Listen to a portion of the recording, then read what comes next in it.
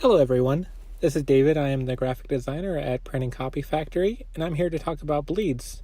We're going to discuss what is a bleed, why it's important, and how to prepare your files to make sure that they have them. So first off, what is a bleed? A bleed is the area that extends beyond the document size. They're required for anyone who desires to have their image go to the cut edge of the document. In other words, no white border. Now let's look at two examples that do and do not have bleeds. The image on our left is a mailing that we did last month to inspire people to grow their marketing. And as you can see, the graphics go all the way to the edge, which would require a bleed to print, opposed to the mailing on our right. Our Mother's Day mailing does not have bleeds and has a 1/4 inch margin around the edges. If you would like it to make it a little more economical, you can always not have the bleed. That way it saves on paper and cutting time. Now let's discuss why we really need the bleed. When multiple feeds of paper goes to the machine, there is never exact science to it. Oftentimes there's a little bit of left or right or top and bottom.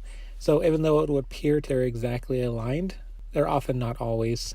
As a result, there is a minor difference between all of the sheets, which the naked eye can't see, but you would eventually see the result when cutting all the paper down at once, as we usually stack about 200 sheets per cut. Let's look.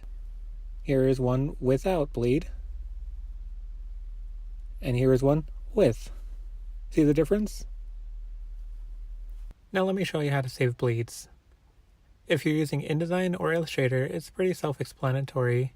Let's look at Illustrator real quick. You go to File, Save As, drop down a PDF, which is what we need. And if you look over to the left, there's several tabs. One of them is for marks and bleeds. You go ahead and scroll down, click on it, and adjust the bleeds appropriately.